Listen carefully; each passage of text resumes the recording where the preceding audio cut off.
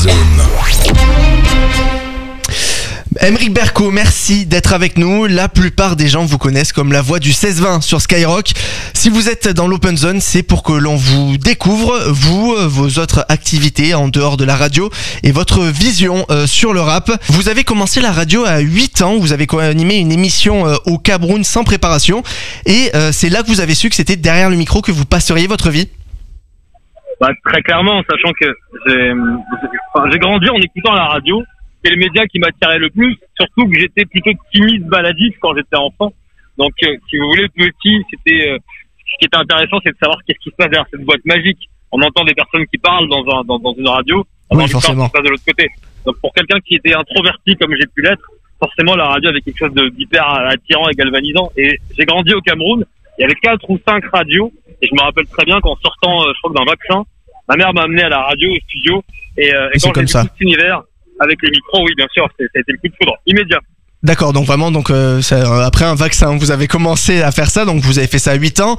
Vous vous formez par la suite en travaillant sur des radios associatives. Puis votre première expérience sur une radio plus professionnelle, c'est en 2004 sur la radio Essonne FM dans le 91. Vous rejoignez ensuite un gros groupe de radio et en 2007, vous allez sur Ado FM.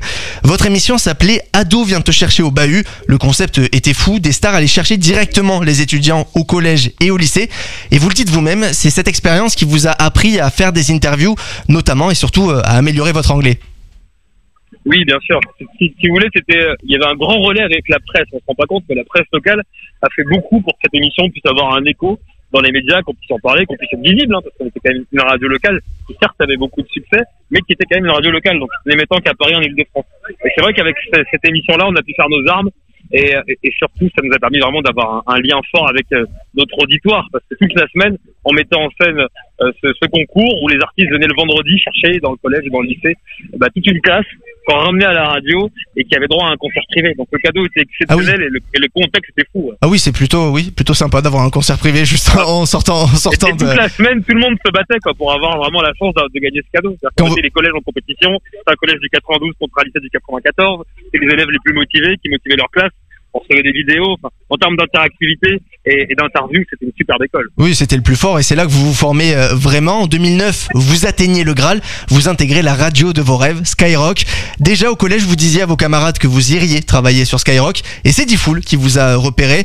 D'ailleurs, votre recrutement est assez surprenant vu qu'il vous donne rendez-vous à minuit dans les locaux de Sky. Justement, cet entretien, Aymeric, comment vous l'avez vécu vu que vous rencontriez celui qui vous a donné envie de faire ce métier? Comme avec beaucoup d'appréhension, parce que j'ai grandi en l'écoutant, donc c'était toujours d'ailleurs pour moi une idole, Diffoul, c'est clair, c'est quelqu'un qui avait envie de faire de la radio. Donc ce rendez-vous à minuit, c'est quand même très très drôle, mais quand on connaît ses horaires, à savoir qu'il anime depuis le morning encore aujourd'hui, le morning depuis des années, ainsi que la radio libre le soir. Oui, c'était plutôt serré. En termes de timing, c'est compliqué. C'est ça. Et je me rappelle que j'ai eu 2-3 rendez-vous avec 2 autres directeurs, vraiment à la même période, mais le rendez-vous avec Diffoul m'a vraiment séduit parce que par sa simplicité, par son approche de la radio, par son sens de la passion aussi, dans le sens où il savait très très bien ce qui me plaisait sur la radio où j'étais à 2FM, et il a su trouver les mots pour me permettre de rejoindre Skyrock sans être précipité, avec les termes parfaits. Donc j'ai vraiment aimé l'ambiance. C'est vrai que Skyrock est une radio atypique que je rêvais d'intégrer depuis que j'étais au collège, effectivement. Donc ce rendez-vous avec Diffoul, il a été super salvateur. Et voilà, et au final, ça a été la rencontre de passionnés. Ça va faire 15 ans, Aymeric, que vous êtes à Skyrock. Vous n'avez jamais eu envie d'aller sur une autre radio, voir autre chose peut-être? Non, je suis hyper heureux à Skyrock. Je m'y sens très très bien. Bien sûr que plus tard, il y a des radios généralistes qui me font de l'œil, que j'aime bien, qui m'attirent, que j'aime écouter. Et je suis hyper heureux à Skyrock. Surtout, je suis hyper libre. Et surtout, je fais beaucoup de choses. J'ai commencé en faisant les nuits et les week-ends. Et aujourd'hui, on me laisse la liberté de pouvoir avoir des contenus très spécifiques, beaucoup d'interviews avec les artistes, avec les gens du cinéma, avec le monde militaire. Enfin, voilà, c'est hyper varié. Il n'y a pas une année qui ressemble à une autre. Donc, hyper épanoui à Skyrock au moment où je vous parle.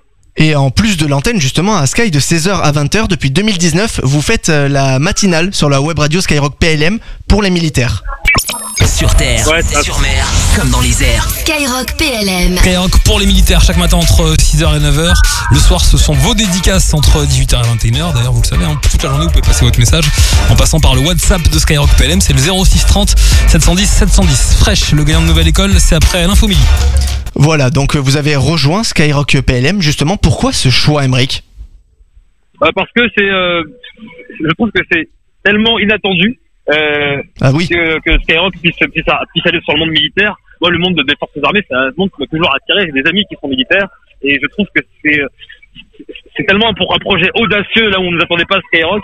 Et quand Pierre Bélanger m'en a parlé, c'est moi qui ai demandé à y être. Autant pour le coup, j'ai eu beaucoup de chance. Pierre Bélanger, le patron de Skyrock, évidemment, pour ceux qui ne sauraient pas. Tout à fait, le PDG, fondateur de la radio. Et quand il m'a parlé de ce projet, je lui ai dit, je veux en être absolument. Donc, je suis hyper content. Ça me permet de faire beaucoup d'interviews avec, par exemple, des chefs d'état-major de l'armée de terre. Enfin, c'est assez inédit. Moi, ce que j'aime bien, c'est vraiment de renouveler, avoir plusieurs cordes à mon arc. Et cette radio me le permet. Ouais, vous diversifiez en fait au final tout simplement, même si voilà vous êtes en matinale, donc le rythme après vous enchaînez avec le 16-20, ça c'est des journées sportives un peu, non? On aime bien l'hyperactivité à Skyrock. Vous avez remarqué, on a des Diffo ou des Fred qui animent double tranche. C'est quelque chose qui nous plaît bien. On est des vrais passionnés. Vous êtes des vrais passionnés parce qu'en plus donc du 16-20 de Skyrock PLM, depuis 2 ans maintenant, vous avez lancé le récap d'Emeric sur Snapchat. Hello tout le monde, c'est Emeric, content de vous retrouver pour un nouveau récap. On va parler de The Weeknd qui dévoile une bande-annonce très spéciale, le film événement Venom, la Derby Carnage ou encore des nouvelles de Larry. Le récap, let's go. Pourquoi vous lancez sur Snap, Emeric? J'ai toujours aimé moi les réseaux sociaux, j'ai toujours aimé le monde du digital, même avant d'arriver sur Skyrock. J'avais un Skyblog où je faisais beaucoup d'interviews. On a fait des émissions sur le web avec beaucoup de monde. On avait lancé Mister V à l'époque, on avait commencé ensemble.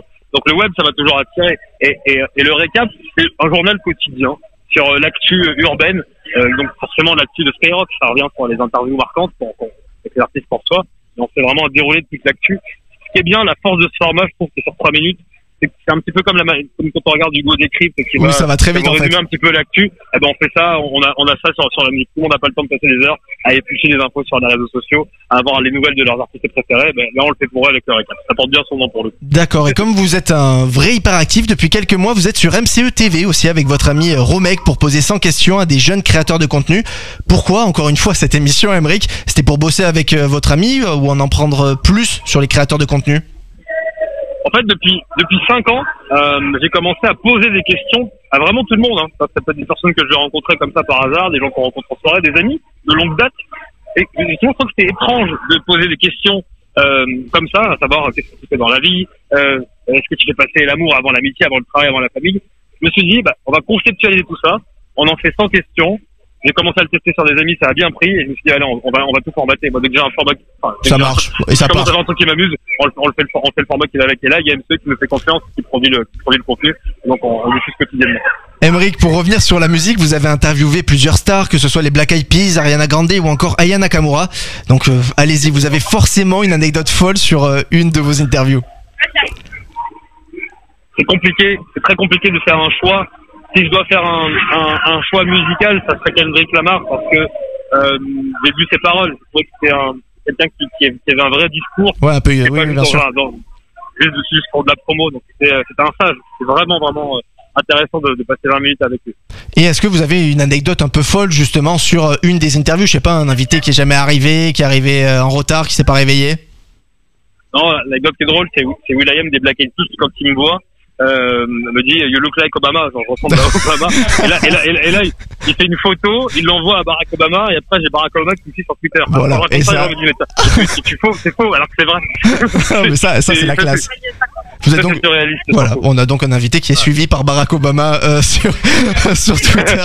Emeric... Après on ne s'est jamais parlé. Hein. Oui, mais bon, vous êtes quand même suivi, donc ça compte. Emeric, vous êtes au plus près de l'évolution du rap depuis plus de 20 ans. Le rap et plus largement la musique urbaine a beaucoup évolué. Il a quoi de différent maintenant? Ce qu'il a de différent, c'est qu'il a pris tellement de formes d'expression dans l'art que quand on demande à quelqu'un s'il aime le hip-hop, il doit absolument préciser quel hip-hop. Quel genre de hip-hop, ouais, bien sûr. Il y a tellement de genres différents dans ce genre qui est devenu la pop en fait. Hein. Le hip-hop est devenu la pop en France. C'est le style le plus dominé. Quand je regarde le classement qui est tombé aujourd'hui, quand on regarde le top 10 des albums les plus vendus en France, oui, c'est toujours du hip-hop rap français. Donc c'est au-delà du hip-hop, c'est le rap francophone qui s'affranchit de tout ça. Donc est-ce qu'il a évolué? Bien sûr, il a 30 ans, il arrive à maturité. Tout le monde peut y trouver un petit peu son compte. Il y a de la pop urbaine, il y a du rap un peu plus conscient, il y a du rap marseillais qui va être un peu plus dansant. Donc chacun il peut y trouver son compte. C'est une nouvelle pop. Donc c'est ça qui a évolué dans le rap en soi. Le message est le même depuis le départ. Vous avez des préférences vous aujourd'hui sur la scène actuelle du rap, notamment français par exemple? franchement, j'aime beaucoup ceux qui allient la plume et l'instru. Donc mon préféré, ça va être Damso. Damso, c'est le rappeur pour lequel j'ai le plus d'estime parce qu'il fait un grand travail et sur la production et sur les sonorités et sur sa plume qui est singulière. Justement, Emric, il y a une série qui cartonne sur Netflix qui s'appelle Nouvelle École. Alors sachez que Youthboy, vainqueur de la saison 2, est accusé de viol. On va pas revenir dessus. Sur la série, vraiment, Emric, c'est une sorte de The Voice pour le rap. Est-ce que vous aimez bien le concept? Ouais, j'ai regardé à fond la saison 1, la saison 2 également. J'ai suivi. Je trouve que ce qui est vraiment intéressant dans ce concept, c'est que contrairement à des formats de télécrochet qu'on connaît comme The Voice, Nouvelle Star ou Star Academy, c'est 2-3 épreuves qui se distinguent. L'épreuve des battles, parce que c'est que dans les époques qu'on voit des battles. L'épreuve du clip vidéo, parce qu'il n'y a aucun autre télécrochet où on demande aux artistes de faire un clip, leur propre signature, on va voir affirmer avec un grand réalisateur en quelques jours seulement d'affirmer leur identité visuelle et puis leur identité sonore en proposant un morceau inédit et non pas une reprise. Donc ça, c'est le gros avantage de Nouvelle École. Donc j'ai bien aimé cette saison et particulièrement Coelho qui pour moi est le plus fort. Voilà. Justement, Coelho est arrivé second, c'est un rappeur de Nantes. Il aurait dû gagner selon vous? Si le jury a choisi Youthboy, c'est qu'ils avaient leur raison. Moi, je trouve que c'était l'artiste le plus complet. C'est-à-dire que c'est celui qui avait fait le single qui est pour moi le plus fédérateur, qui en plus a suivi les conseils du jury et qui pour moi a le plus de potentiel en mainstream. C'est que mon point de vue. Après, il y a un autre son de cloche. Hein. On explique que Youthboy, ça va être plus sur le sens artistique dans les années à venir. Même si c'est moins mainstream dans les médias, donc ça va être intéressant. Moi, j'aurais choisi Coelho. C'était voilà. Le grand débat de cette finale, c'est qu'on parlait d'univers. Est-ce que justement cette critique-là, c'est que Coelho a fait quelque chose de trop streamable entre guillemets et Youthboy a plus montré son univers à lui? Non, je pense qu'il a fait le travail, il a fait exactement ce qu'il fallait faire. C'est juste que les goûts du jury se sont plus portés vers Youthboy, qui est également très talentueux. Hein. Il n'a pas démérité. C'est-à-dire qu'il a un vrai univers, une vraie signature et surtout une vraie proposition scénique. Donc on verra sur la durée. Parce que par exemple, si on prend la saison 1, Bébé Jacques au final, qui a été éliminé à l'épreuve des battles, vend aujourd'hui plus de disques que Fresh La Petra qui a gagné. Donc le tube était signé Fresh La Petra, mais si on regarde sur les ventes, si on lit sur un an, Bébé Jacques qui a été éliminé aux portes des battles l'emporte avant après. Donc ce qui va être intéressant, c'est que le public va prendre ça le travail. Justement, donc c'est vraiment un bon moyen aujourd'hui pour un rappeur de lancer sa carrière Nouvelle École. C'est un booster, il faut prendre tous les boosters. C'est-à-dire que faire des concours comme 1 minute de rap sur Instagram, c'est un booster. Tenter de passer à la radio, de faire un freestyle, c'est un booster. Et Nouvelle École avec Netflix, c'est un gros booster. Et justement, en termes d'image du rap, est-ce que ça permet de donner une plus grande visibilité à des artistes qui font un rap différent justement? Je pense qu'ils ont bien fait la synthèse en mettant des artistes aux univers différents, complets, tout en essayant de garder un côté grand public et hyper accessible. Justement, qui est-ce qu'il faut surveiller aujourd'hui? Pas forcément de Nouvelle École, mais sur la scène rap, qui vous voyez percer dans les 1 ou 2 ans à venir, Emric Berco? Non, sur la scène urbaine, ce qui est intéressant, c'est que l'année dernière, on a eu l'explosion de 2 grands artistes qui sont Cacola et Gazo. Et cette année, il faut vraiment surveiller Vakra, qui est sur un univers pop urbain, mais qui se marie bien avec des Jul, qui se marie bien avec des artistes plus P, et qui va avoir vraiment une vraie singularité. Parce qu'aujourd'hui, tout le monde sait rapper, tout le monde sait piquer, tout le monde à la technique, comme tout le monde savait chanter il y a 15 ans. On connaît tous quelqu'un dans notre entourage qui sait rapper ou qui veut rapper. Oui. Ce qui va faire la différence, c'est la singularité, à savoir quand je t'écoute, je sais que c'est toi qui es en train de rapper et personne d'autre. Donc, Vakra, c'est ce truc-là qu'il faut surveiller. Merci beaucoup, Emric. On vous retrouve tous les jours de 16h à 20h sur Skyrock et sur Snapchat, aussi pour le récap d'Emric et aussi sur MCE TV pour vos 100 questions. Merci d'avoir répondu à mes questions dans l'Open Zone. Open Zone.